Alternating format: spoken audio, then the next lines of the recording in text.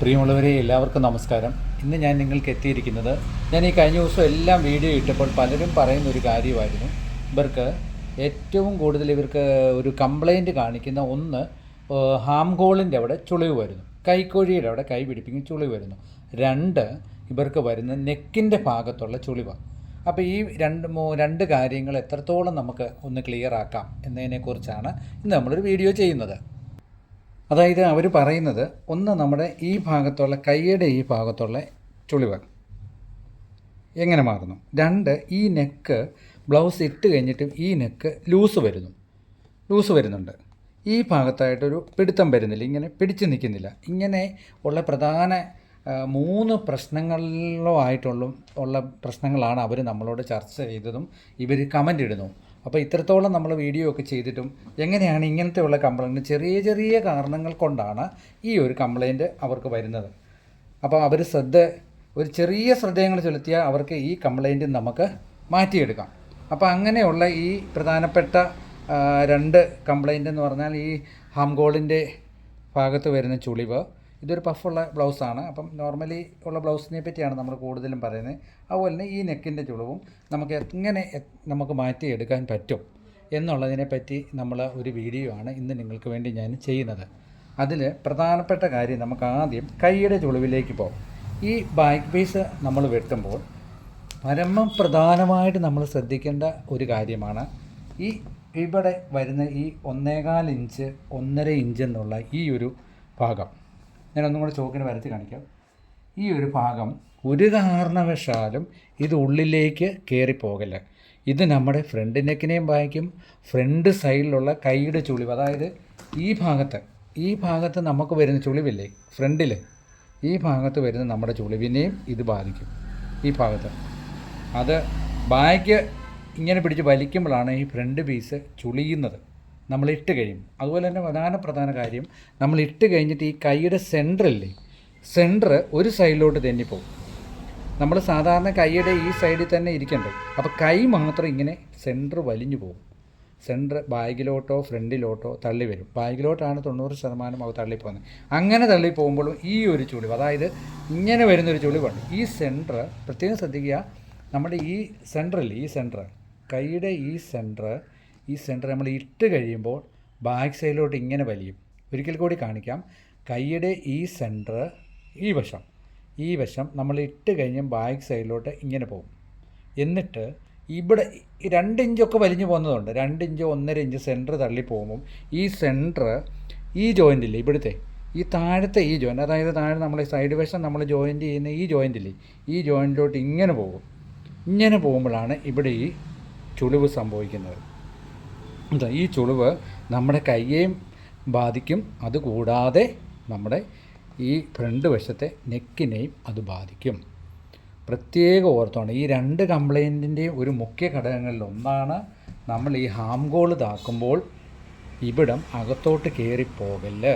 ഈ സ്ക്വയർ വരച്ച് കഴിഞ്ഞിട്ട് ഈ 1.5 ഇഞ്ച് ഇല്ലെ 1.25 എന്നുള്ളത് പ്രത്യേകം നമ്മൾ ഓർത്തോണം. അതുപോലെ തന്നെ നമ്മൾ കൈക്കുഴിക്ക് നമ്മൾ എത്ര ഇഞ്ച് താത്തുമെന്ന് നോക്കണം. കൈക്കുഴി നമ്മൾ 6 ഇഞ്ച് താത്താൽ 3 ഇഞ്ച് എത്ര താക്കുന്നോ, ഇപ്പോൾ ഇത് മിനിമം വന്നിരിക്കുന്ന തയ്യൽ തുമ്പ് സഹിതം വന്നിരിക്കുന്നതെന്ന് പറഞ്ഞാൽ 6 ഇഞ്ചേ ഉള്ളൂ. ഈ 6 ഇഞ്ചാണെങ്കിൽ 6 ഇഞ്ചിൻ്റെ 3 ഇഞ്ച് മാർക്ക് ചെയ്തിട്ട് ഈ 3 ഇങ്ങനെ ഡോട്ടിട്ട് നമ്മൾ നോക്കണം. ആദ്യമേ എങ്ങനെയുണ്ട് ഡോട്ടിട്ട് നോക്കിയിട്ട് ഈ ഭാഗം ചുമ്മാ അളന്ന് നോക്കണം, 1.25 താഴെയാണോ എന്ന്. ഒരു കാരണവശാലും 1.25 താഴെയാകരുത്. നിർബന്ധമായിട്ട് നമ്മൾ എത്ര മെഷർമെൻറ്റ് കൂടിയ ബ്ലൗസാണേലും കുറഞ്ഞ ബ്ലൗസാണേലും ഈ ഭാഗത്തെ 1.25 ഇല്ലെങ്കിൽ 1.5 ഇത് നിർബന്ധമായിട്ടും നമ്മൾ അളവ് കൊടുത്തിരിക്കണം. അങ്ങനെ കൊടുക്കാതെ വരുന്ന അളവിന് വരുന്ന ഏറ്റവും വലിയ കംപ്ലയിൻ്റാണ് ബ്ലൗസിൻ്റെ കൈയുടെ സെൻറ്റർ ബാക്ക് സൈഡിലോട്ട് തിരിഞ്ഞു പോകും. ആ സൈഡിലോട്ട് തിരിഞ്ഞു പോകുമ്പോൾ എന്ത് സംഭവിക്കും?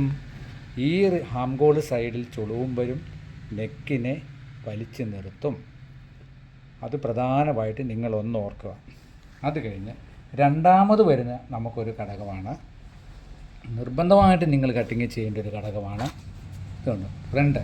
ഈ ഫ്രണ്ട് പീസ് നമ്മൾ കട്ട് ചെയ്ത് കഴിയുമ്പോൾ കണ്ടില്ലേ, ഇവിടെ നമ്മളൊരു 4 ഇഞ്ച് എടുത്ത് ഞാൻ സ്കെയിൽ വെച്ച് കാണിച്ചു തരാം. കണ്ടോ, കട്ടിങ് നമ്മൾ 4 ഇഞ്ച് കൊടുത്തിരിക്കുന്നുണ്ട്. ഈ ഭാഗത്ത് നിങ്ങൾക്ക് കാണാൻ കഴിയും 1/4 ഇഞ്ച്. ഈ 4 ഇഞ്ച് കൊടുക്കുന്നതിൻ്റെ മെയിൻ ഉദ്ദേശം എന്നാന്ന് പറഞ്ഞാൽ അറിയാമോ? ഈ നെക്കിന് ചുളിവ് വന്നാൽ ഹുക്ക് ഇട്ട് കഴിയുമ്പോൾ ഇവനിങ്ങനെ വലിക്കുമ്പോൾ ഈ നെക്കിൻ്റെ ഭാഗം നല്ല ക്ലിയറായിട്ട് നിൽക്കാൻ വേണ്ടിയാണ് നമ്മൾ 4 ഇഞ്ച് ഇവിടെ ഇങ്ങനെ എടുത്ത് വിടുന്നത്. മിനിമം നമ്മൾ ഈ 4 ഇഞ്ച് തള്ളിയായിരിക്കും ഈ വണ്ണവും പിടിക്കുന്നത്. അപ്പോൾ ഒരു കാരണവശാലും നിങ്ങൾ ഈ കേസ് കേട്ട് മറന്നു പോകില്ല. ബോഡി ഷേപ്പ് കൂടുന്നതനുസരിച്ച് തീർച്ചയായിട്ടും ഈ സൈഡിൽ നെക്കിന് ചുളിവ് വരാൻ ഒരു കാര്യവും വരുന്നതാണ് ഇത്. അപ്പോൾ ഈ ഭാഗം പ്രത്യേകം നിങ്ങൾ ഓർത്തോണം. ഫ്രണ്ട് ചുളിവിന് കാരണമാകുന്ന ഒരു കാര്യം ഇതാണ്.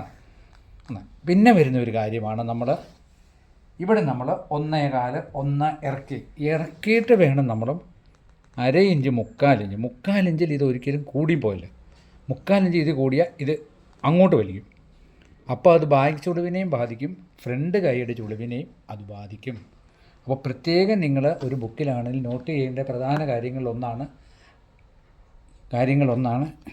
ഇവിടെ 4 ഇഞ്ച് എടുത്ത് കളയുന്നു. ഇവിടെ 1.25 ഇഞ്ച് തള്ളിയിട്ട് ഇവിടെ 3/4 ഇഞ്ച് കൂടുതൽ ഒരിക്കലും കൂടരുത്. ഈ 3/4 ഇഞ്ച് കൂടരുത് എന്ന് പറയുന്നതിൻ്റെ പ്രധാന കാരണം നമ്മൾ ഈ ഫ്രണ്ട് കുഴിച്ചു വിട്ട് എല്ലാവരും പറയും വീഡിയോയിൽ ഫ്രണ്ട് കുഴിച്ചു വെട്ടിക്കോ, 3/4 ഇഞ്ച് കുഴിച്ചു വെട്ടിക്കോ, 3/4 ഇഞ്ച് കുഴിച്ചു വെട്ടിക്കോ എന്ന് എല്ലാവരും പറയുന്നുണ്ട്. പക്ഷേ ഫ്രണ്ട് കുഴിച്ച് വെട്ടുന്നതിൻ്റെ ഒരു ഘടകമെന്ന് പറഞ്ഞാൽ ഫ്രണ്ട് കുഴിച്ച് വെട്ടുന്ന തീരുന്നത് 1.25 ഇഞ്ച് ഇല്ല 1.5 ഇഞ്ച് ഇവിടെ തുടങ്ങി ഈ വണ്ണത്തിൻ്റെ ഇവിടം കൊണ്ട് നമ്മൾ തീരുക, അങ്ങോട്ട് എടുക്കുന്നില്ല. ഇതിൽ പ്രധാനമായിട്ട് കുഴിയുന്ന ഒരു ഭാഗമെന്ന് പറഞ്ഞാൽ ഇത്രയേ ഉള്ളൂ. ഈ ഭാഗമുള്ളൂ കുഴിയുന്നൊരു ഭാഗം. എന്നുവെച്ചാൽ ഒരു പക്ഷേ ഇവിടുന്ന് ഒരു 2 ഇഞ്ച് തള്ളിയും ഇവിടുന്ന് ഒരു 2 ഇഞ്ച് തള്ളിയും ഈ 2 ഇഞ്ച് കഴിഞ്ഞുള്ള ഈ ഭാഗം മാത്രമേ ഉള്ളൂ കുഴി വരുന്നുള്ളൂ. അപ്പം ഞാൻ നിങ്ങൾക്ക് കണക്ക് പറഞ്ഞു വരുമ്പോൾ ഞാൻ നിങ്ങൾക്ക് പറയാറുണ്ട്, ഈ കൈ വെട്ടുമ്പോൾ ഞാൻ നിങ്ങളോട് പല പ്രാവശ്യം പറഞ്ഞു തന്നിട്ടുള്ള ഒരു കാര്യമാണ്. കൈ വെട്ടുമ്പോൾ 1.25, 2.25, 2.25, 2.5 ഇവിടുന്ന് തള്ളണം, 1.25 ഇവിടുന്ന് തള്ളണം. ഈ 1.25 ഇവിടുന്ന് തള്ളി, 2.5 ഇവിടുന്ന് തള്ളി. ഇതിൻ്റെ സെൻട്രലിലാണ് നമ്മൾ ഇതിൻ്റെ രണ്ടിൻ്റെയും സെൻറ്റർ എത്രയാണോ ആ സെൻറ്ററിലാണ് 3/4 ഇഞ്ച് കൊടുക്കേണ്ടതെന്ന് പ്രത്യേകം ഞാൻ എല്ലാ വീഡിയോയിലും നിങ്ങളോട് പറയാറുണ്ട്. ഒരിക്കൽ കൂടി പറഞ്ഞു, കൈ വെട്ടുമ്പോൾ 2 2.25 ഇവിടുന്ന് തള്ളുന്നു, 2-ൽ കുറയരുത്, 1.25 ഇവിടുന്ന് നമ്മൾ തള്ളുന്നു. അപ്പം ഞാൻ നിങ്ങളോട് പല പ്രാവശ്യം പറഞ്ഞു തന്നു, ഈ 2.25 എന്നുള്ളത് ഈ 2 ഇഞ്ച് എന്നുള്ള ഇവിടുന്ന് കൊടുക്കണം, 1.25 ഇഞ്ച് എന്നുള്ള ഇവിടും കൊടുക്കണം. ഇത് കഴിഞ്ഞിട്ടാണ് ഇതിൻ്റെ സെൻറ്ററിൽ നിന്ന് 3/4 ഇഞ്ച് നമ്മൾ കുഴിച്ച് വെട്ടുന്നത്. ഇത് കുഴിച്ച് വെട്ടിയ ഒരു കൈയാണ്.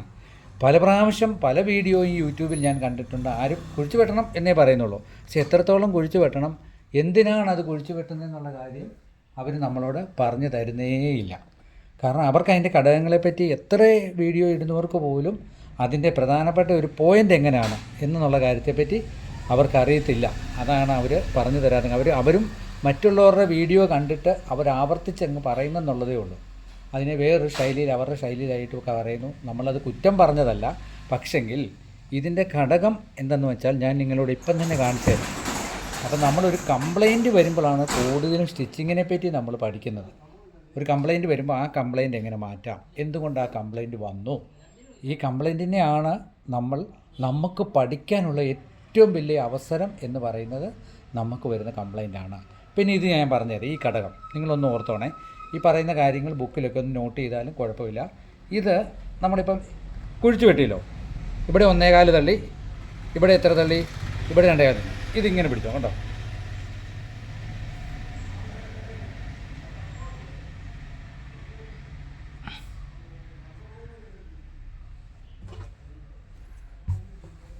നിങ്ങൾ കാണുന്നുണ്ടോ?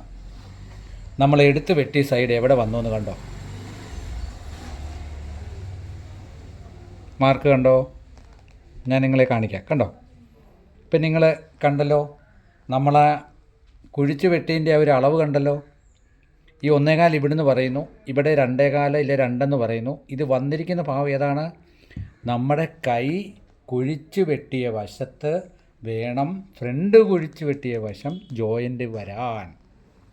മനസ്സിലായോ? ഒന്നും കൂടെ പറഞ്ഞു തരാം. ഫ്രണ്ട് നമ്മൾ കുഴിച്ച് വെട്ടുന്നു, ഫ്രണ്ട് നമ്മൾ കുഴിച്ച് വെട്ടി, അതിൻ്റെ പ്രധാന കുഴിവെന്ന് പറഞ്ഞ് ഇവിടെ വേണം. കൈ നമ്മൾ കുഴിച്ച് വെട്ടി, അതിൻ്റെ സെൻറ്റർ കുഴിച്ച് വെട്ടുന്നതിൻ്റെ ഭാഗം ഏതാണ്? ഇതാണ്. അപ്പം ഈ വശവും ഈ ഫ്രണ്ടിൻ്റെ ഈ വശവും തമ്മിൽ വേണം ജോയിൻ്റ് ആകാൻ. ആ ജോയിൻ്റ് ആകുന്നതാണ് ഇങ്ങനെ നമ്മൾ പിടിച്ച് കഴിയുമ്പോൾ. നോക്കിക്കോളൂ, പിടിച്ച് കഴിയുമ്പോൾ ഇത് രണ്ടും ഫ്രണ്ട് കുഴിച്ച് വെട്ടിയതും കൈയുടെ ഫ്രണ്ട് കുഴിച്ച് വെട്ടിയതും രണ്ടും ഒരുപോലെ വരുമ്പോഴാണ് അത് ഉത്തമമാകുന്നത്. കൈയുടെ നിങ്ങൾ ഫ്രണ്ട് ഇവിടുന്നേ തുടങ്ങി കുഴിച്ച് വെട്ടാൻ, പക്ഷേ ഈ കുഴിവുമായിട്ട് ജോയിൻ്റ് വരത്തില്ല. അത് ഫ്രണ്ട് കൈ ചുളിയുന്നതിന് കാരണമാകും. നിങ്ങൾ ഏത് വീഡിയോ, യൂട്യൂബിലുള്ള ഏത് വീഡിയോ വേണേലും ചെക്ക് ചെയ്താലും അവരിങ്ങനത്തെ ഒരു പോയിൻ്റ് നിങ്ങൾക്ക് പറഞ്ഞു തരത്തേയില്ല. കാരണം അത് പറഞ്ഞു തരാൻ അവരുടെ കുറ്റമല്ല, അവർക്കറിയത്തില്ല. ഒത്തിരി പേര് വീഡിയോ ഇടുന്നുണ്ട്. ആ വീഡിയോയിൽ എവിടെയെങ്കിലും നിങ്ങൾ ചെക്ക് ചെയ്തോ, ഈ ഒരു ഭാഗം പറഞ്ഞു തരത്തേയില്ല. കാരണം അത് പറഞ്ഞു തരാൻ അവർക്കറിയത്തില്ല.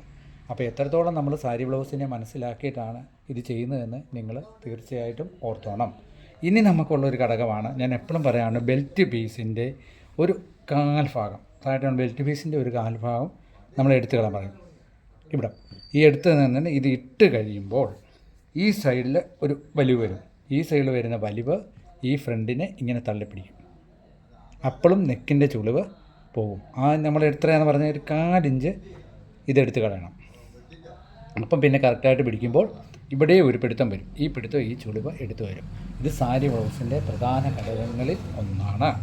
അപ്പം ഞാൻ ആദ്യമായിട്ട് ഒന്നും കൂടെ നിങ്ങൾക്കൊന്ന് കാണിച്ചു തരാം, പറഞ്ഞു തരുവാണ്, ഓർത്തോണം. ഇവിടെ കൈക്കുഴിയുടെ സെൻറ്ററിൽ മാർക്ക് ചെയ്തിട്ട് ഡോട്ടിട്ട് ഇങ്ങനെ വെട്ടണം. ഡോട്ടിട്ട് വെട്ടുമ്പോൾ എന്ത് വേണം, ഇവിടെ 1.25 ഇഞ്ച് 1 ഇഞ്ച് വരണം. അത് ബുക്കിലൊന്ന് എഴുതിയെടുത്തോ. കൈക്കുഴി നമ്മൾ മാർക്ക് ചെയ്ത് കഴിഞ്ഞിട്ട് കൈക്കുഴിയുടെ സെൻട്രൽ മാർക്ക് ചെയ്യുന്നു. എത്രയാണോ ഇത് 6 ഇഞ്ചാണ് 3 ഇഞ്ച്, 5.5 ഇഞ്ചാണെങ്കിൽ 2.25 ഇല്ലേ, 7 ഇഞ്ചാണ് 3.5. എന്നിട്ട് ഇവിടുന്ന് ഡോട്ടിട്ട് മാർക്ക് ചെയ്യുമ്പോൾ ഈ സൈഡിൽ 1.25 1.5 വേണം. അത് കറക്റ്റായി മാറ്റി. രണ്ടാമത്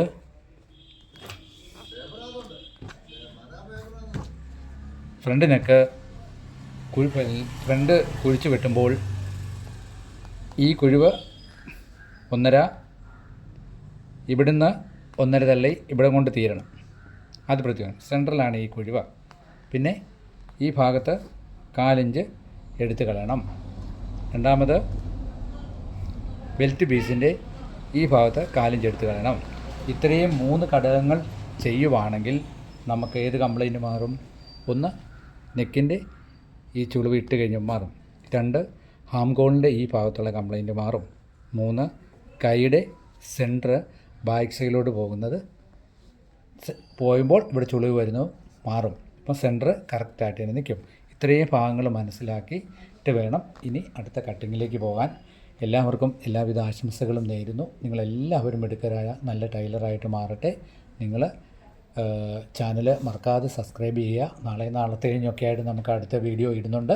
വീഡിയോയിൽ ഇതിൻ്റെ പ്രധാന കാരണങ്ങളൊക്കെ പറഞ്ഞു തരാം. സാരി ബ്ലൗസ് എല്ലാവരും ഓക്കെ എന്ന് പറഞ്ഞതിന് ശേഷം വേണം നമുക്ക് ചുരിദാർ കട്ടിങ്ങിലേക്ക് പോകാൻ. എല്ലാവർക്കും ഒരിക്കൽ കൂടി ഈശ്വരൻ്റെ അനുഗ്രഹം കിട്ടട്ടെ എന്ന് പ്രാർത്ഥിക്കുന്നു. ഒരു ഗുരുമുഖത്ത് നിന്ന് എത്രത്തോളം നിങ്ങൾക്ക് പറഞ്ഞു തരാൻ കഴിയുമോ അത്രത്തോളം നിങ്ങൾക്ക് പറഞ്ഞു തരുന്നുണ്ട്.